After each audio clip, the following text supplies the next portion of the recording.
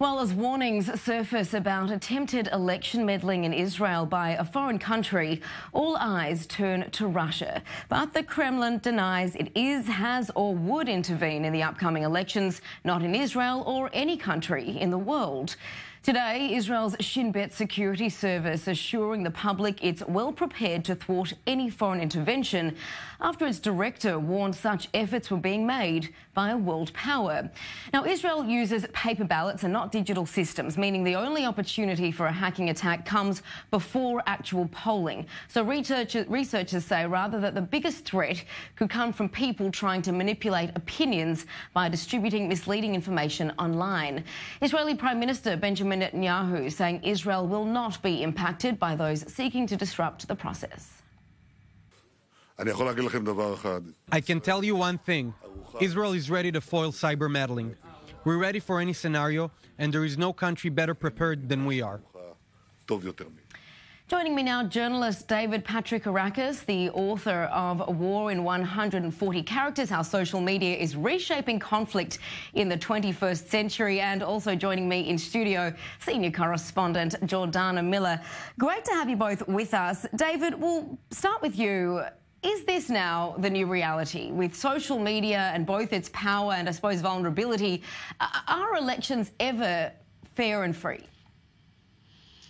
Well, I think this is very much a new reality.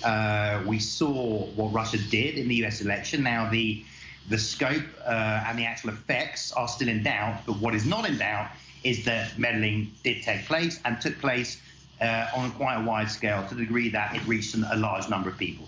This is the new normal. I have attended several wargaming sessions where people have prepared to protect, for example, the midterms. You saw that the Russians tried with the French elections, and it's just about moving on. They tried it with the Americans, it worked. The French were ready, didn't work. We're going to now move to the next stage. But this is a new normal.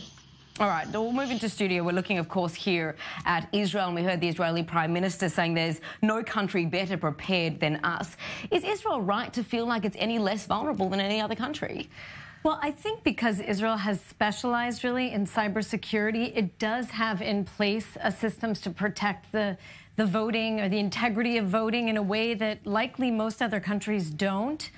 Interestingly enough, today a Pew poll came out asking Israelis if they feel confident about their country's elections being protected, and 73% of Israelis said they feel confident. That outstripped the United States by 20 points. So when the Prime Minister says he feels confident, there is reason to believe him. Right.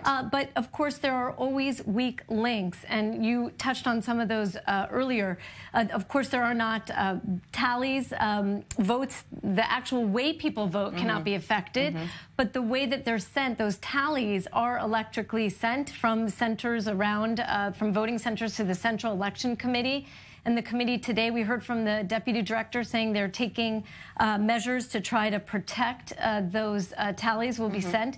But then, of course, the most dangerous thing is really the disinformation campaigns that can be had on social media, those bots, which the head of the Shin Bet said that he believes people will intend, a country will use in this election. So, David, looking at, I suppose, foreign interference, is the idea to have one leader elected over another, or just rather to sow general discord? Absolutely, it's the latter. It's to sow general discord. Now, the facts, as Jordana picked up on, the fact that Israel uses paper ballots is a good thing. And I think actually, as elections go forward, I think there'll have to be a reversion in this. But look, here's the real issue. You are not going, first of all, by the way, the power that you have to be worried about in this is not Russia, it's Iran. Iran has greatly increased its cyber capabilities, especially the use of social media. The Russians, because of their history of active measures and propagandas, they understood from the beginning that tools like Facebook, Twitter, although they can be used by dissidents, are much better harnessed by governments. Iran went the other way. They tried to block the internet. They tried to censor everything. Now they're getting with the program and they're increasing their disinformation. The point is this. The Iranians, the Russians, the Chinese, the North Koreans, whoever, they know that they can't get, Zippy Livni elected over Benjamin Netanyahu. What they can do is, first of all, they can suppress votes of minority groups by sending disinformation and essentially just sow as much discord as possible. This is the key goal. You're not going to stop Netanyahu getting elected through bots. What you can do is make everyone a lot more angry, a lot more discord, a lot more at loggerheads, which causes the country problems, hugely politically, culturally and socially. All right, so Jordana, in a country like Israel, what does that discord look like that would be of interest to any foreign actor? Well, that's a good question. I mean, I think discord certainly between the Israeli Arab population, which we know is 20% of the Israeli public. Any discord between that minority and the Israeli majority would, of course, be of interest. It would give Israel bad headlines, for example, if there were reports that somehow Israeli Arabs were denied the vote, if this was part of a disinformation campaign. I find the idea that maybe Iran would be the suspect in this less likely, only because we know that the military censor has likely prevented the public from knowing which country the Shin Bet chief wanted to discuss. And if it were Iran, it would likely have been published because, of course, Israel has no problem talking about its enmity with Iran. But, of course, it's a much more sensitive relationship with Russia. Sure. So talking about that delicate relationship between Russia and Israel, then what is Russia's interest or objective in meddling? Well, I think Russia's interest is what it has always been when it comes to meddling. That is to sow discord and really call into question people's faith in the democratic process. Of course, free and fair elections are at the top of that list. So any way that Russia can disrupt that process, it will try to do that in Western democracies. And remember, the U.S. and Russia are competing for power here in the Middle East. And Russia, in any way that it might be able to pull Israel away from the United States, and so any discord on that front would also be to its advantage. Right, perhaps a fast stretch there. Though, David, what can you tell us about...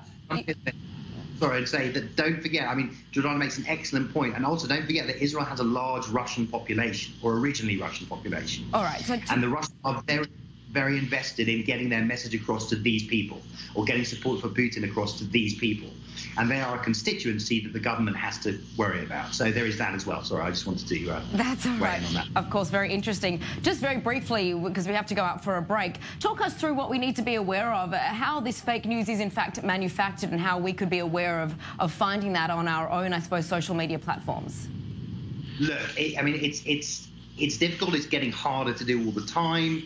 I mean, I, for one, am a big advocate, and I've been advocating this for a while, of social media literacy on national curriculums, because young people, the way they encounter democracy itself is going to be through social media. But, you know, there are general telltale signs, things that go viral quickly, things that seem sensational, the usual things. You know, language used to be a key thing, broken language, but they're getting a lot better at that. You know, accounts that have no photo, accounts with suspiciously no numbers of followers, all these sorts of things that you can flag. Generally, you know, if something smells off, it generally is, especially around election time. All right, David Patrikarakos.